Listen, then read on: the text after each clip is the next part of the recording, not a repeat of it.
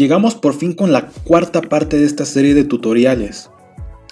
Esta vez es interesante porque por fin llegamos a la pestaña de poner, o bueno, en inglés place. ¿Y qué vamos a poner, no? ¿Qué vamos a poner? Pues vamos con la primera opción, que es colocar componentes. Sí, por fin llegamos a esta parte, por fin ya vamos a poder crear nuestros propios circuitos, porque hasta ahora no sabíamos cómo, en teoría. Pero pues vamos a darle, porque la verdad nada más de esta primera opción yo digo que o voy a dividir este video en dos partes o me van a quedar un video de 1 hora entera y no va a ser placentero. Pero bueno, vamos a darle rápido, ya empezamos y con la pestaña de componentes. Entonces pues se abre, y otra forma más rápida de abrirla, pues para, ya saben, agilizar las cosas, es control W y se abre nuestra pestaña. Entonces vamos a examinarla, ¿no? Como siempre vamos de arriba para abajo y de izquierda a derecha. Empezamos con que tenemos 3 columnas. Estas 3 columnas de información pues son divisiones en las que nos van a dar diferentes datos, ¿no? Empezamos de una vez con esto que nos dice base de datos. ¿Qué es la base de datos? Bueno, la abrimos y nos damos cuenta que nos ofrece 3 opciones: la base de datos maestra, la base de datos corporativa y la base de datos de usuario. ¿Qué son estas bases de datos? Bueno, las bases de datos son donde se almacenan toda la información, modelos y simulaciones de los componentes. Entonces empezamos con la base de datos maestra. Esta es la que viene por parte del software de Multisim, y esta se actualiza pues obviamente con cada actualización de Multisim. Entonces esta es la que viene por defecto, ¿no? De ahí viene la base de datos de corporación. ¿Esta qué significa? Bueno, resulta que si tú trabajas con una empresa, llamémosle Sony, llamémosle Daewoo, estas empresas pues necesitan hacer sus diseños esquemáticos, pero si alguna vez has abierto alguno de estos aparatos de estas empresas, te darás cuenta que traen integrados o componentes cuyos números de serie no se pueden encontrar en la red. ¿Esto por qué es? Bueno, porque son componentes mandados a hacer a medida por estas empresas. Esto quiere decir que no son componentes comerciales. Entonces son elaborados para uso específico de estas empresas. Son mandados a hacer a China, Taiwán, Indonesia o donde sea que las manden a fabricar. El punto es que no son comerciales, y como su nombre lo dice, pues si tú vas a trabajar con una empresa, con una corporación, pues esta misma corporación, digamos que pues, obviamente al utilizar un simulador, pues van a tener su propia base de datos de componentes. Entonces si nosotros trabajásemos para alguna corporación, pues nosotros usaríamos esta opción, pero como no trabajamos para ninguna corporación, pues tenemos estas filas vacías. Seguimos rápidamente con la base de datos de usuario, y pues obviamente pues nosotros como usuarios podemos crear nuestros propios modelos, nuestros propios componentes, simulaciones de componentes, o también las podemos descargar de internet de otros usuarios que también ya han subido y han compartido sus modelos de componentes. Entonces si nosotros creamos o descargamos este tipo de modelos, pues los vamos a descargar aquí. Entonces eso quiere decir la base de datos. Como ven, pues corporación y usuario están vacías de mi parte, ¿no? Porque ni pertenezco a una corporación, ni tampoco he creado o descargado modelos hasta la fecha. De ahí seguimos con la pestaña de grupo. ¿Por qué? Bueno, todos los componentes que existen en la base de datos de Multisim pues no son fáciles de navegar a través de todos. O sea, si nos dieran una lista con todos los componentes, sería complicado encontrar un componente en específico. Entonces para eso se nos divide en grupos, y lógicamente estos grupos pues van a ser por ejemplo fuentes, van a ser el grupo de básicos, el grupo de diodos, el grupo de transistores. Bastante lógico, ¿no?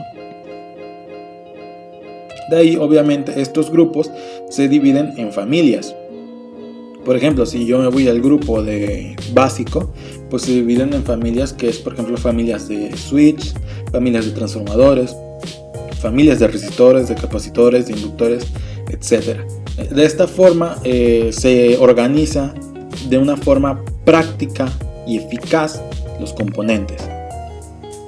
Ahora, antes de saltarme mucho más adelante, si nosotros queremos buscar alguno de los componentes, pues podemos hacerlo así, buscando en los grupos y luego en los grupos las familias, o si nosotros ya lo conocemos, podemos usar esta pestaña que dice componente, es decir, nosotros podemos simplemente teclear el nombre de un componente como lo es el 2N2222 y ahí nos aparecen pues el resultado de la búsqueda. En este caso nos aparece que tenemos el 2N2222 y el 2N2222A. Entonces pues ahí seleccionamos el que necesitemos y lo colocamos. Ahora, ¿cómo hice esto? Bueno, voy a borrar porque me salté. De nuevo abro esto. Cuando nosotros queramos colocar el componente que ya elegimos, podemos hacerlo con la tecla de Enter y ya con un clic lo colocamos, o podemos usar la tecla de OK y lo colocamos. Ahora, como vieron, cada vez de que coloco un componente se me vuelve a abrir esta pestaña. Si yo ya la quiero cerrar definitivamente, simplemente uso la tecla de Escape o uso el botón de Close y se cierra. Volvemos y pues vamos a borrar esto. ¿Y qué tenemos aquí? Tenemos la opción de búsqueda avanzada. Es decir, si nosotros ya conocemos el nombre del componente, pero no sabemos algo más, tipo estos datos que están aquí que se llaman identificación del componente, pues podemos usar la búsqueda avanzada con la información que tengamos a la mano. Por ejemplo, aquí en el grupo podemos decir, bueno, no quiero buscar en todos los grupos, sino que yo sé que es un tipo de transistor lo que yo busco. Y en las familias, pues yo sé que es digamos, un BJT. Sí, es un BJT que es un NPN. Entonces, yo puedo colocar aquí la función que cumple, como pues un transistor es bastante universal, no voy a colocar eso aquí, pero puedo colocar el nombre del componente. Por ejemplo, si yo sé que es un BD139, pues lo pongo. Y ahora sí, cuando yo en buscar, pues me lo arroja, me lo arroja. Entonces ahí puedo, ¿cómo se llama? Pues puedo jugar con estas opciones. Por ejemplo, si no supiera que el nombre del componente, por ejemplo, puedo poner que es un transistor, ¿no? Que es un transistor, así como nos aparece. Y buscamos y nos da todos los transistores que coincidan con esa descripción, ¿no? Con esa función. ¿Cómo lo podemos buscar también? Por ejemplo, aquí no pusimos lo de componente, perdón, no pusimos lo del modelo, pero ¿qué es el modelo? Bueno, el modelo vendría a ser esto que está aquí. Si nosotros conocemos el modelo, podemos poner esto y ya lo buscamos directamente, pero vamos a seguir explorando estas opciones. Por ejemplo, si yo realmente no sé lo que estoy buscando y no sé dónde buscarlo, pues puedo poner, por ejemplo, quiero un comparador, y me busco y me arroja todos los comparadores que hay, ¿no? Pero yo más o menos me acuerdo que es el LM3 y algo, ¿no? Y me arroja todos los que empiezan con LM3. Así puedo aprovecharme de estas opciones de búsqueda. Ahora, si yo conociera el fabricante, por ejemplo, digamos que yo sé que es Texas Instruments, busco y aquí me arroja todos los que fueron hechos por Texas Instruments. Entonces, pues esto es muy útil. Y digamos, ¿no? Que yo sé el footprint, que digamos que es el IPC, quien no sé, algo más. Ah, vaya, no me lo arrojó. Pero digamos que yo me conociera el footprint, pues también lo uso para buscarlo, ¿no? Aquí tengo todas estas opciones, dependiendo de la información que sepa del componente, pues lo puedo buscar, ¿no? Es como una búsqueda más avanzada. Y bueno, aquí nos arroja esta tabla, pues como para rellenarlo, ¿no? Si yo tengo esta información, pues lo puedo rellenar. Entonces esta es una opción de búsqueda avanzada muy útil, muy útil. Ahora, aquí nos da la opción de ayuda, como siempre. Ya saben que Multisim tiene una opción para ayudarte a buscar información si no sabes cómo usar correctamente el software, pero pues gracias a Dios existe gente como yo que hacemos tutoriales, ¿verdad? Entonces, cancelar y vamos con la siguiente opción, el reporte detallado. El reporte detallado es toda la información con la que cuenta este componente, ¿no?, que está aquí en Multisim. Ahora, esto es útil cuando uno está trabajando con la parte del software de simulación. De manera normal no lo vamos a ocupar, pero por ejemplo, si lo que estamos buscando, vamos a por ejemplo buscar el LM741, el CH, el clásico PAM, pues quiero ver cuál es la información acerca de simulación, ¿no? Por ejemplo, aquí nos dice toda la información. Dice que pertenece a la familia, bueno, para empezar, que está en la base de datos maestra, que pertenece a la familia de analógicos y al grupo de OPAMs. Su nombre completo es LM741CH. Y aquí pues nos dice que fue lanzado, bueno, que usan el modelo al menos del 27 de agosto del 1998. Y aquí nos dice que es su función, ¿no?, que es un amplificador operacional. Nos dice, por ejemplo, la información del offset, del voltaje de offset, la corriente de vías, la ganancia en cierto ancho de banda, el slew rate, etcétera, etcétera. Entonces, si nosotros vamos a trabajar con los datos de simulación, esto nos va a ser muy útil. Como nosotros no nos vamos a meter a esas partes complejas, y esto seguramente lo voy a retomar en próximos tutoriales, pues lo dejamos en paz. Seguimos con la vista del modelo. Esto es aún más, adentrarse aún más en lo que es lo de la simulación SPICE. Porque algo que tal vez no haya dicho, pero es que este software de Multisim está basado en el software de LT Spice. Es un ejemplo, podría ser así como Java está basado en C, pues el Multisim estaría basado en LT Spice, ¿no? Entonces todo esto es del software de simulación necesario para correr la simulación SPICE. Ok, cerramos y pues aquí, como se habrán dado cuenta, al ir eligiendo diferentes componentes, aparece su símbolo esquemático, ¿no?, que es como va a aparecer aquí en el esquemático. Por eso se llama símbolo esquemático, ¿no? Ahora, ahí seguramente vieron un menú raro, pero a eso voy. Si se dan cuenta, al elegir diferentes tipos de integrados nos aparece esto. ¿Por qué? Bueno, hay algunos que no lo tienen, así que vamos a empezar con esos. Por ejemplo, este no tiene la opción. ¿Por qué? Bueno, resulta que en un empaquetado, por ejemplo en un operacional, pues en un empaquetado tú esperas que solo venga un operacional y ya, ¿no? Sin embargo, pues dependiendo del empaquetado vienen 2, vienen 4, o por ejemplo en las compuertas lógicas pueden venir 2, 4, 8, hasta 6 compuertas lógicas. Todo esto depende del tipo de empaquetado. Entonces ahí es de donde sale todo esto, ¿no?, de las opciones. ¿Por qué? Porque aquí nos da la opción de elegir específicamente cuál parte dentro del empaquetado es la que queremos colocar. Por ejemplo, vamos a hacerlo con el OPAM. Perdón, estoy en... Ahí está, ahora sí en All Families. Vamos a buscar el NMJ580. Nos dice que adentro trae 2 operacionales. El empaquetado trae 2 operacionales. Y aquí puedo elegir si pongo el operacional A o el operacional B, ¿no? Entonces, como pues a menos que haya una opción especial, una condición especial en la que necesites colocar ya sea el B, el C o el D, pues siempre empezamos por el A, ¿no?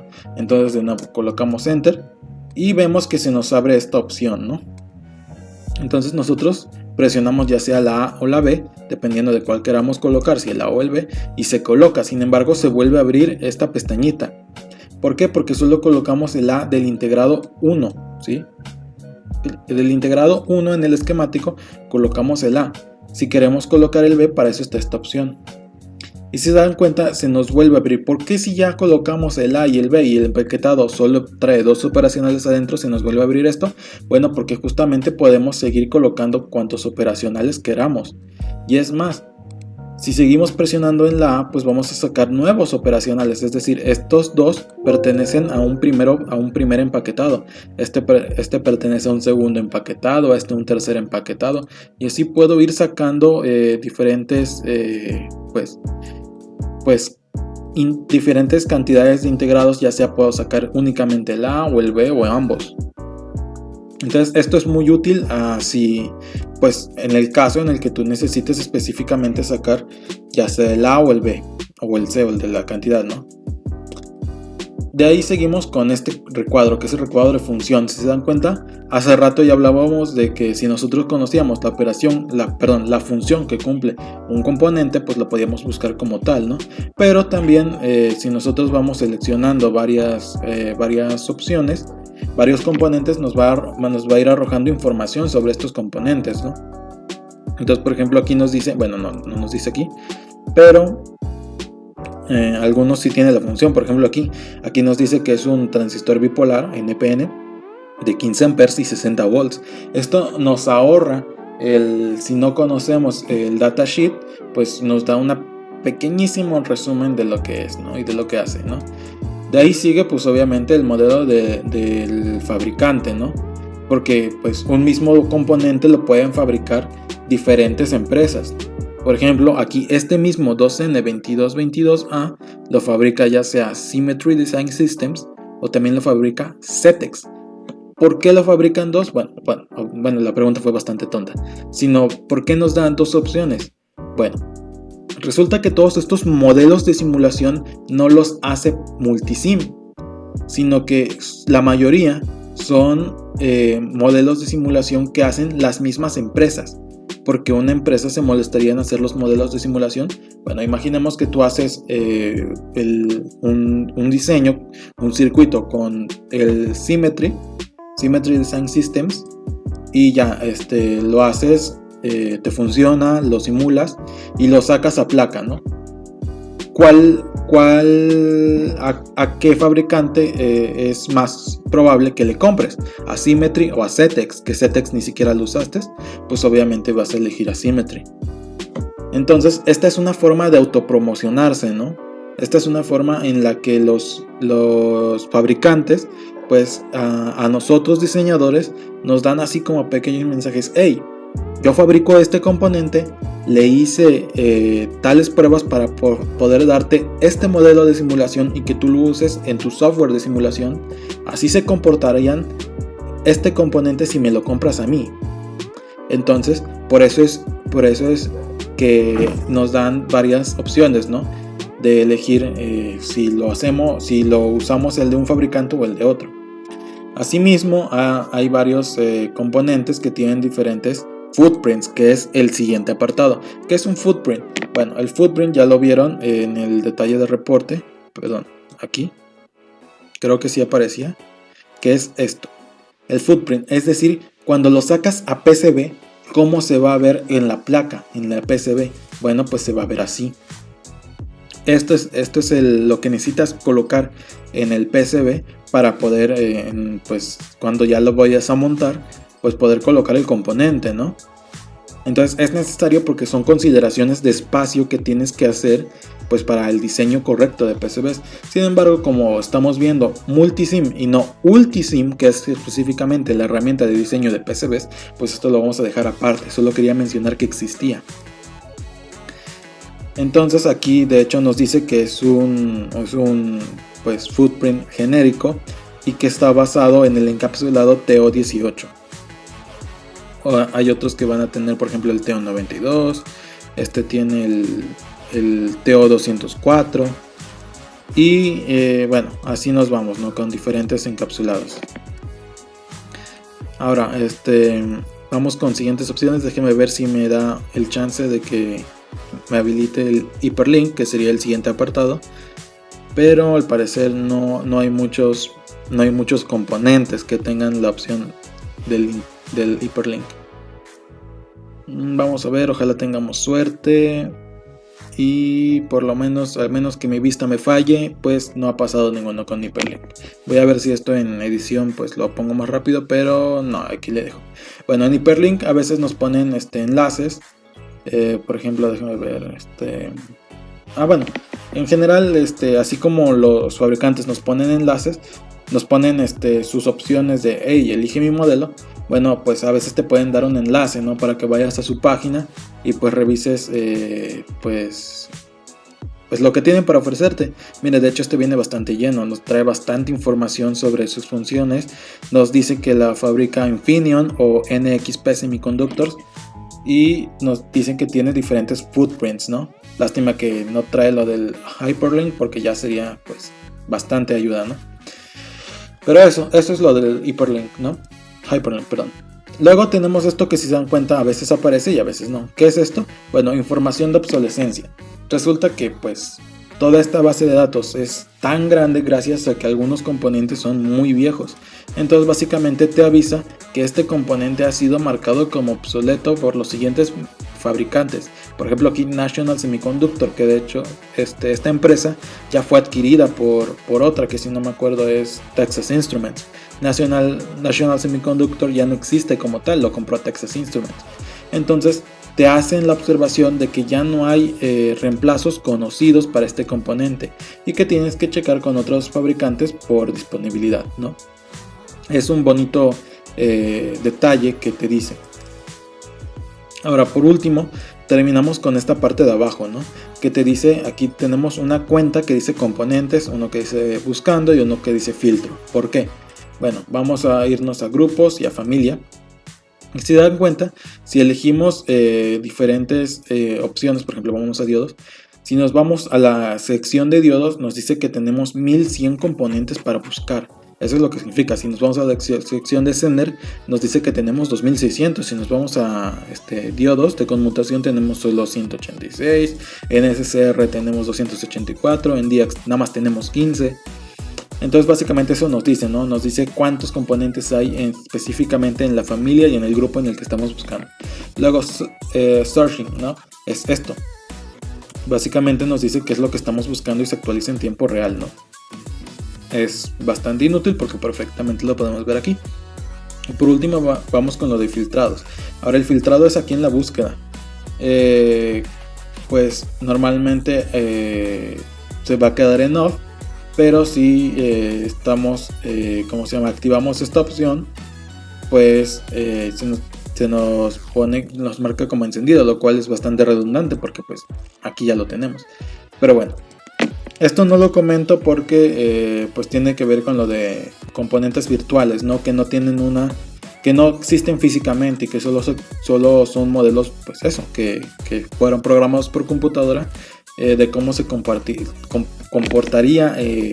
un componente real. Pero esto vamos a saltarlo, ¿por qué? Porque ahora sí vamos con la parte fuerte, ¿no? Esto. Entonces vamos otra vez. Empezamos con lo de todos los grupos y todas las familias, ¿no? Entonces vamos a ir grupo por grupo, familia por familia. Empezamos con fuentes. ¿Qué tenemos en fuentes? Bueno, tenemos todas estas familias de fuentes. Tenemos fuentes de poder, fuentes de señales de voltaje, fuentes de señales de corriente. A ver, aquí déjame ver si me permite estirarlo un poco. Excelente.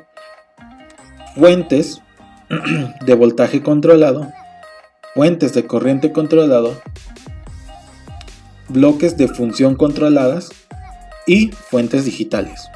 Entonces, yo creo que este video me va a quedar como de 1 hora, pero ya que ahí voy a ver si lo divido o no. Empecemos con fuentes de poder. Aquí empezamos con fuente de poder AC.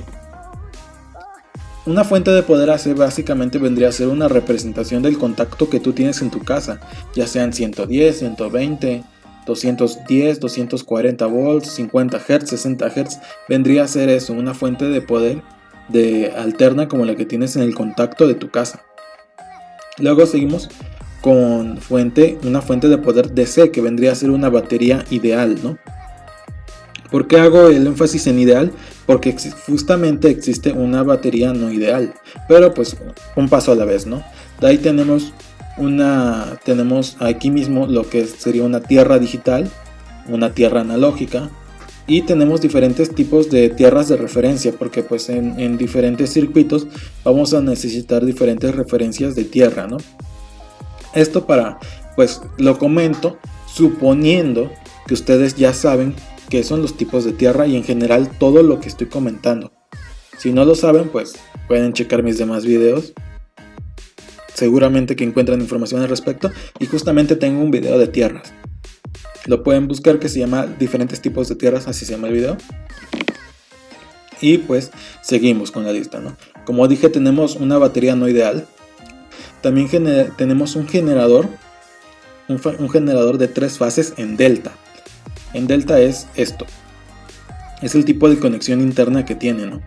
Y tenemos un generador de trifásico en estrella.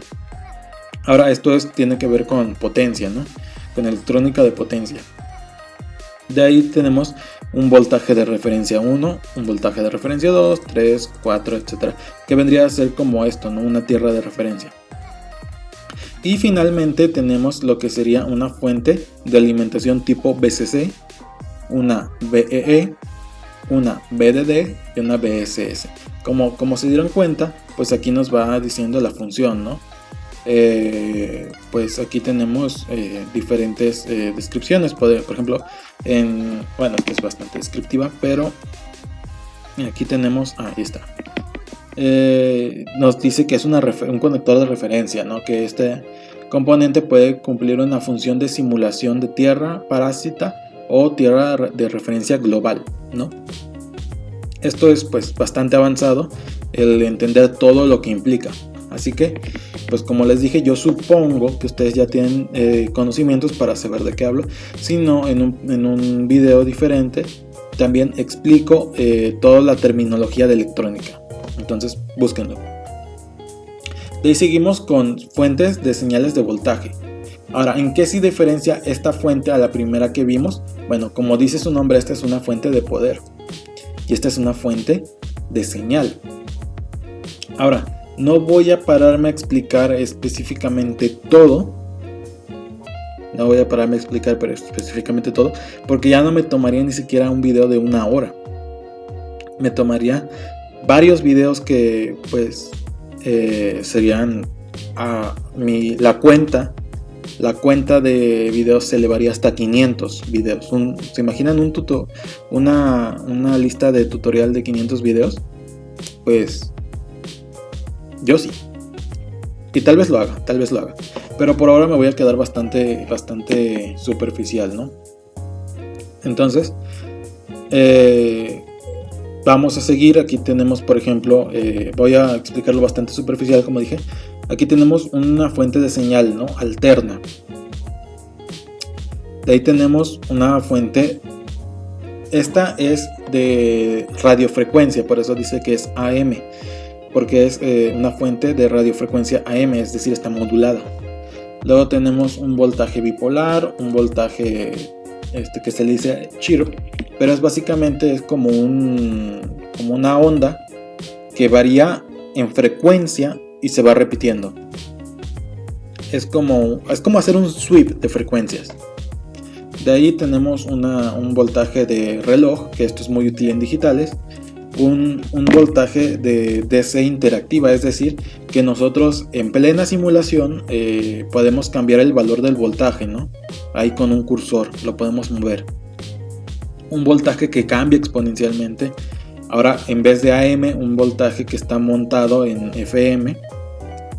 Luego esto es un voltaje de LabVIEW. Como LabVIEW es otra herramienta de todo el suite, de toda la suite que es Multisim, pues no lo vamos a ver. Luego tenemos Piecewise, que es un voltaje lineal, ¿no? Pero que cambia escalonadamente. Pero no confundir con una señal de escalón. Simplemente que cambia escalonadamente. Esto es como cuando hacen pruebas en los op-amps, que meten un impulso de señal para ver la respuesta a la salida. De ahí tenemos pulsos, voltajes, un voltaje, una señal que viene en pulsos. Ahora sí, un voltaje de escalón.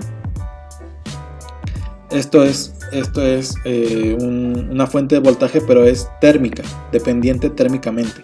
Esto nos sirve, por ejemplo, cuando queremos hacer pruebas, simulaciones de cómo se comportan los componentes con variaciones de la temperatura, y esto es muy importante. Sin embargo, pues esto se ve en LabVIEW, ya que es algo mucho más grande a Multisim, y pues lo vamos a dejar afuera, lamentablemente, por lo menos por ahora.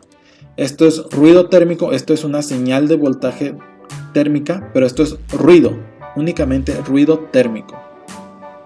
Y finalmente tenemos una señal de voltaje triangular, ¿no? Entonces, bueno, triangular, diente de sierra, como le quieran decir. De ahí tenemos fuentes, señales de corriente, ¿no? Y tenemos básicamente todo lo que vimos anterior, ¿no? Pero en lugar de en voltaje, en corriente. Si tú no sabes la diferencia entre una fuente de voltaje y una fuente de corriente, te recomiendo que busques mis videos. Yo ahí tengo donde explico la diferencia entre una fuente de voltaje y una fuente de corriente. De ahí tenemos fuentes de voltaje controlado. Es decir, ahora controlamos ese voltaje, así como expliqué que había un voltaje interactivo que podíamos cambiar su valor con el mouse. Ahora también podemos hacer fuentes, bueno, podemos colocar fuentes que cambian automáticamente, pero dependiendo de otros factores. Por ejemplo, tenemos un voltaje que se controla justamente con una corriente. Bueno, vamos a ir de una a una. Este es complicado. Este es una fuente de voltaje, un modelo de fuente de voltaje que se comporta como una fuente analógica, es decir, como una fuente en la vida real que tiene sus variaciones, ya sea una fuente conmutada o una fuente lineal. Esto tiene pequeñas cantidades de ruido. Entonces esto es más o menos lo que sería eso, ¿no?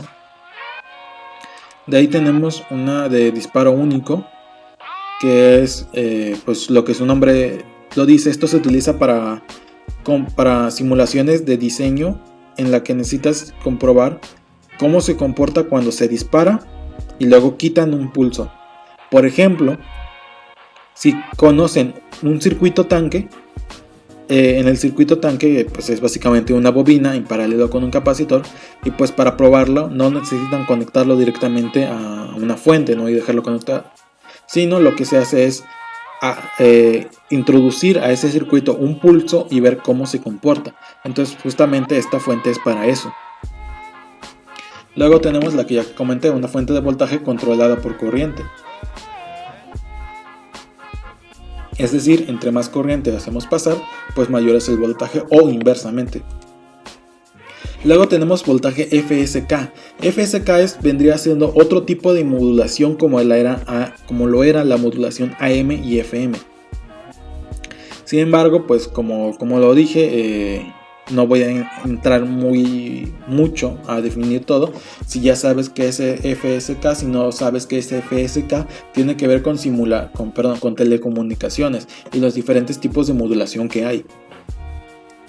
De ahí tenemos otra vez esto, que es ¿cómo se llama? Una fuente lineal controlada por pues lo que era la señal PySwiss, ¿no?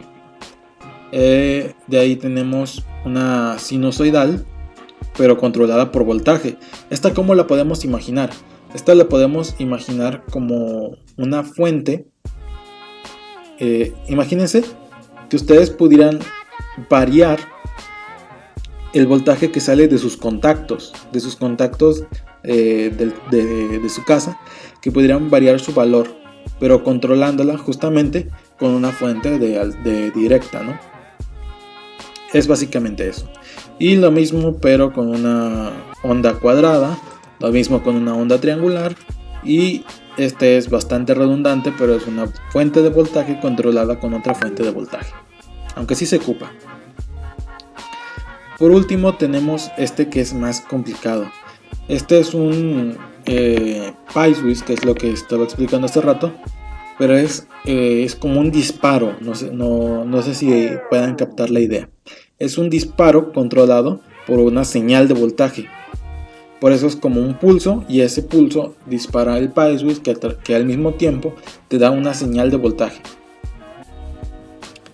Entonces esto es lo que tenemos por aquí. Entonces, Si son perspicaces, sabrán que justamente aquí abajo tenemos exactamente lo mismo que acabamos de ver, pero con corrientes. Entonces, se la creyeron, ¿no es cierto? Nada más tenemos esto, porque básicamente aquí tenemos también fuentes de corriente, pues controladas por voltaje, entonces aquí sería bastante redundante. Pero tenemos aquí una fuente de corriente controlada por corriente, una fuente de corriente controlada por voltaje y lo mismo, una fuente de corriente pero con comportamiento real. Ahora, esto es más complicado, ¿eh? Esto es fuentes arbitrarias de la función de Laplace. Esto se ve cuando estamos trabajando con la transformada de Laplace y transformada de Fourier. Es decir, cuando hacemos pasar una señal, esto la descompone en Laplace y a cambio nos da una señal en voltaje. Es bastante interesante. Ya que sería como modelar o graficar una función, o bueno, el ángulo de la frecuencia de una función, pero que a su salida tenga voltaje. De ahí tenemos un bloque limitador de corriente. Nunca he trabajado con él, así que no les puedo hablar mucho, pero pues para eso tenemos el reporte detallado, ¿verdad? Y aquí nos dice exactamente lo que es, ¿no? Por eso es útil todo esto. Tenemos un delay. Este es un componente que retrasa una señal, crea un desfase. Luego tenemos un divisor, una tabla de frecuencias, un pin de ganancia, un bloque de ganancia. Pero bueno, esto es más complicado, entonces no voy a ir explicando cada uno de todas estas opciones, ¿no? Pero básicamente es todo lo que nos ofrece Multisim, todas estas opciones. Entonces de ahí tenemos la razón por la que no lo explico es porque justamente si ustedes no lo entienden, entonces quiere decir que aún no están listos para usarlo, y si ya están listos para usarlo, entonces ya no hay ninguna necesidad de que se los explique.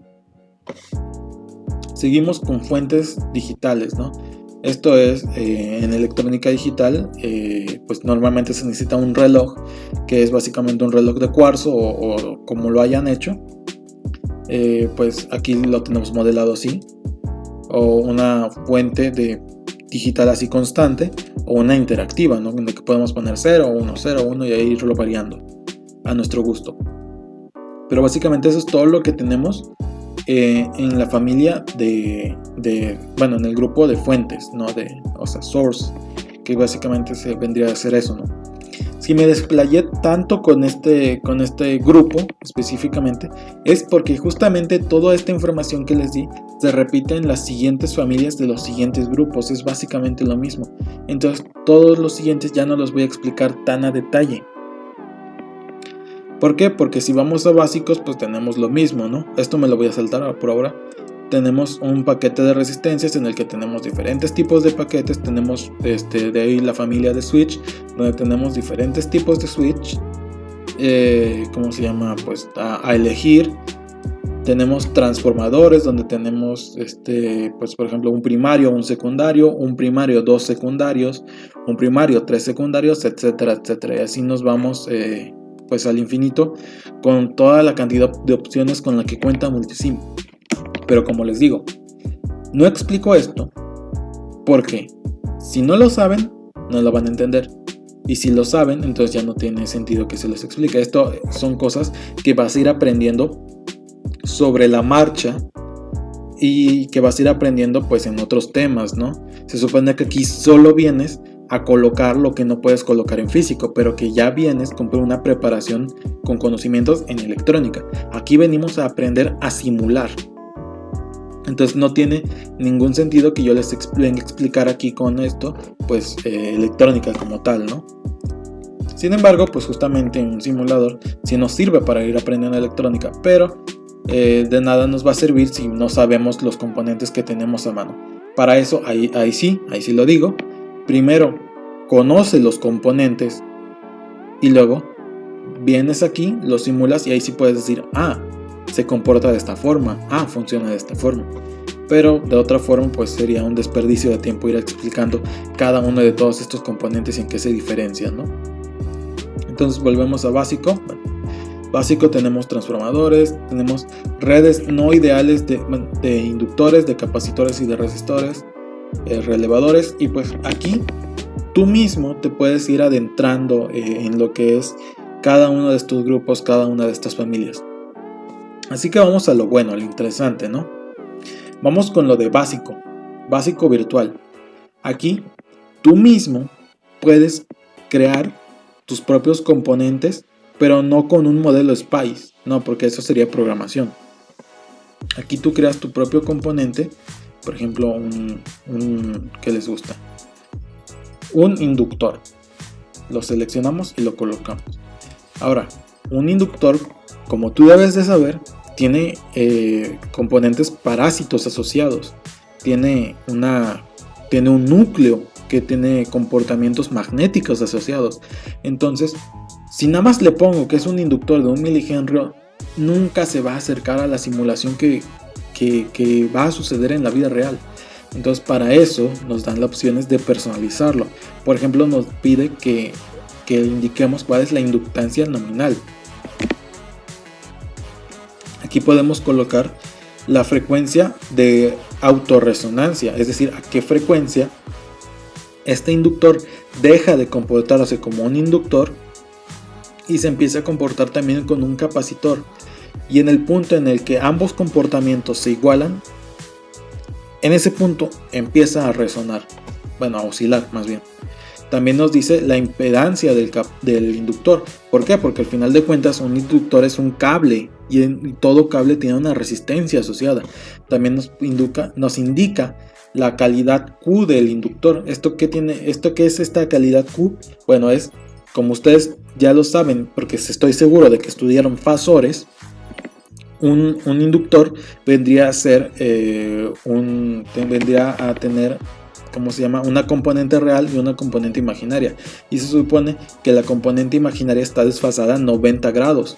Sin embargo, en la vida real los componentes reales no están desfasados exactamente 90 grados, y aquí podemos poner qué tan desfasado está. Eso nos lo da la hoja de datos. Es decir, nosotros compramos un inductor. Sí, obviamente si lo compramos de un lugar certificado, nos va a venir con una hoja de datos y ya solo venimos aquí y lo modelamos, ¿no? Entonces para eso nos sirve esto. Y también aquí la corriente que soporta. ¿Por qué? Porque si tú le quieres poner a un inductor SMD una corriente de 10 amperes, pues va a volar. Aunque en la simulación no explote, en la vida real va a volar. Por eso nos dan la opción de personalizarlo. Entonces tenemos todas estas opciones de personalizar todos estos componentes. Por ejemplo, podemos personalizar una resistencia. Una resistencia tiene una capacitancia asociada, tiene una inductancia asociada. Nos dicen qué tan largo es y qué tan ancho es, pero se refieren al cable, ¿no? El cable qué tan largo es para poder tener hacer el cálculo, no de la sección transversal del cable de la resistencia. Bueno, con eso pues calculan, por ejemplo, la resistencia por cada metro. Entonces en toda tabla AWG podemos consultar estos valores, ¿no? También nos dan una resistencia de hoja. Bueno, no, esto no sé, creo que sí viene también en la tabla AWG. Y también el coeficiente, cómo cambia el valor de resistencia conforme aumenta o disminuye la temperatura, ¿no? Nos piden 2. Y también la temperatura nominal de trabajo, ¿no? Pero esto también ya tiene que ver con las cuestiones de simulación y es más avanzado. Bueno, esto me sirvió para explicar todo lo de virtual, que es básicamente va a aparecer en todos los demás familias, ¿no? Entonces, bueno, básicamente aquí pues tenemos todo lo de potenciómetros, capacitores, inductores, electrolíticos, etcétera, etcétera, ¿no? Entonces, de ahí seguimos con diodos, ¿no? Aquí ya sabemos, es bastante obvio. Como yo les digo, pues van a ir explorando, este es el punto, ¿no? No lo voy a explicar, pero de nuevo tenemos lo de virtual, ¿no? Podemos poner nuestros propios parámetros de nuestros componentes. Y ya voy a ir más rápido con transistores todavía más útil lo de un transistor virtual. También tenemos modelos térmicos. En analógico tenemos lo mismo, op-amps analógicos. Y así nos vamos, ¿no? Ahora, de todo esto que voy a explicar, solo voy a explicar estos últimos, porque estos son más avanzados, pero no los voy a explicar aquí. Los voy a explicar justamente en videos más adelante donde justamente los ocupe. Entonces, ¿qué tenemos en componentes NI? Bueno, componentes que fabrica National Instruments, que es la empresa de Multisim, ¿no? Aquí todos estos componentes, pues, si nosotros investigamos, qué son, pues nos van a resultar en el conocimiento de cómo usarlos. Ahora, yo nunca los he usado, pero pues ahí están para quienes quieran hacerlo, pues ahí están. Y por ese lado terminamos en básicamente todo esto de lo que es básicamente todo esto involucra solo la primera parte de colocar. Ahora, en este punto es en edición en donde voy a decidir si coloco si divido el video en dos partes o si subo todo un video de 1 hora, hora y media. Así que si se corta el video nada más de repente, pues fue porque se dividió en dos partes, y si no, pues continuamos. ¿Qué más podemos colocar en nuestra hoja de trabajo, no? Podemos colocar pruebas, o sea, no pruebas me refiero a puntas de prueba.